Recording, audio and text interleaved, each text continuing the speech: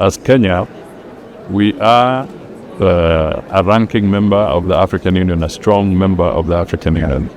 And we have just gone through the electoral process. It was a democratic process where the heads of states were, in accordance with the articles of Constitution of the AUs, were renewing the leadership.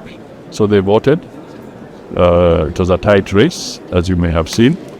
The rules of procedure were followed, but the tally between Kenya and the leading candidate from Djibouti, it was very narrow, 22-26.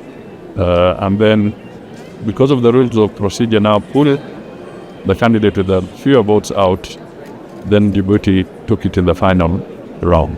So, by all standards, the Honorable Raila put up a very, very gallant fight for the AU leadership.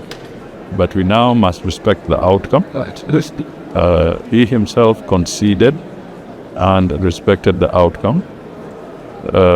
President Ruto, on the floor of the House, also conceded and said, we respect the outcome. And they all affirmed to support the victor, because the African continent is more important than any individual wishes or desires. So, ladies and gentlemen of Kenya, who are my brothers and sisters, my message to you is that now this is behind us. Let us look forward.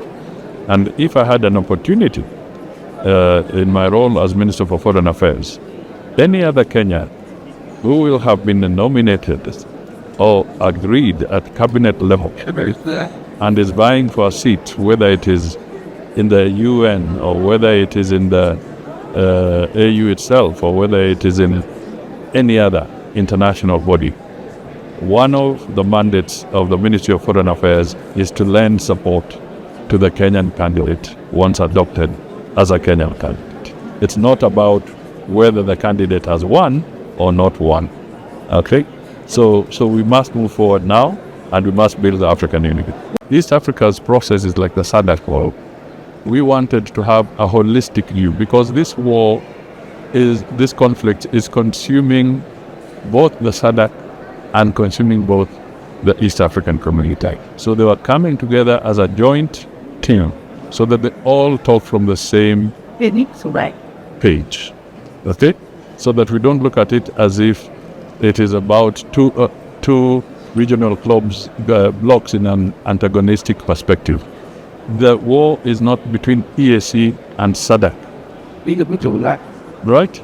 This is the message that we need to get out. So there's no competition between EAC and SADC. It's a question of harmonizing. Nairobi process is named Nairobi from an East African city.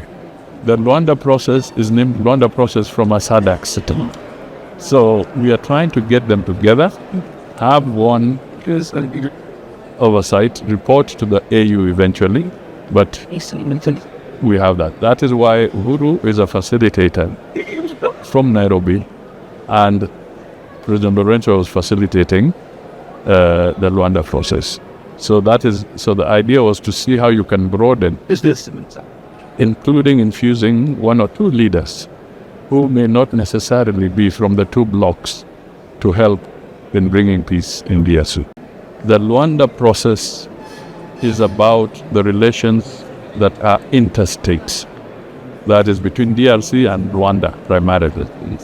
Okay? So they are at interstate level. The Nairobi process is about intrastate. The bringing together the various groups inside Rwanda, including the M23, so that there can be dialogue amongst the Congolese. So those are two. But you will find that they are intertwined. Okay? So you have to have sight of both processes because they feed into each other. And it's on the basis of this that the SADC summit, SADC and EAC joint summit, made a recommendation that President Lorenzo, who is also now the chair of the African Union, should have an oversight of both processes.